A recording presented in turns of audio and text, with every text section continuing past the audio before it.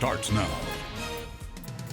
Good evening, I'm Lee Zurich. And I'm Meg Gatto. New Orleans City Council Vice President J.P. Morrell sends a letter to Mayor Cantrell telling her he may file a motion to institute eviction proceedings if she doesn't clear out personal belongings and turn over the keys to a Pentalba apartment by Monday. He says he's tried to work with the mayor's staff on gaining control of a unit which the council voted to take from the mayor last summer. Rob Masson has more. Just showing your dedication and your commitment. On a day when Mayor LaToya Cantrell bounced from an NOPD graduation to the grand reopening of the Dewdrop Inn, she did not want to talk about the Pentalba. Terry, off topic for the mayor. We cannot do that, Rob.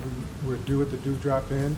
There was no comment on a federal investigation into her use of the Pentalba apartment and possible payroll violations for her security officer, Jeffrey Vappy. You know, with everything that's going on right now in City Hall and all of the other business that's going on, I think it's important for the mayor to go ahead and just clear this apartment, just clear this issue. Back in August, the New Orleans City Council voted to permanently remove the apartment from the mayor's control with a veto override after our outside the office series of investigations. For a lot of council members and the public, the fact that you immediately saw it revert to personal use with no public purpose is what really was the straw that broke the camel. Well, I've never been to New Orleans, but I look at New Orleans and I automatically think that it just stinks in the air.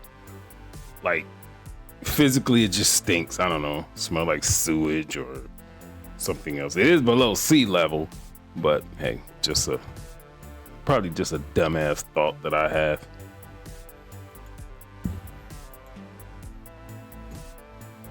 Back. But 6 months after that council vote, the Pentalba apartment remains under the mayor's control.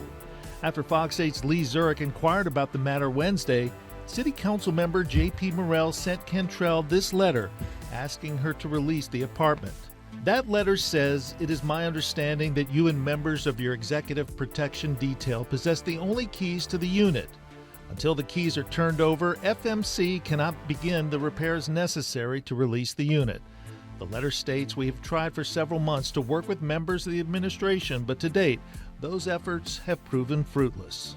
We passed the ordinance months ago. I mean, obviously, we need to get the unit back in commerce. You know, the law is very clear in this situation. I think this is simply a situation of people, ignoring the law. We don't know if it was intentional or if it's just an oversight. Councilmember Morrell's letter goes on to say that if I do not hear back from you with confirmation that the handover is complete by March 4th at noon, then I have little choice but to file a motion to bring this matter to resolution, including a directive that the city attorney institute eviction and/or mandamus proceedings.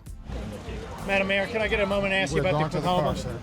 The mayor has acknowledged receipt of Morrell's letter, but it's not known if she's turned over the keys.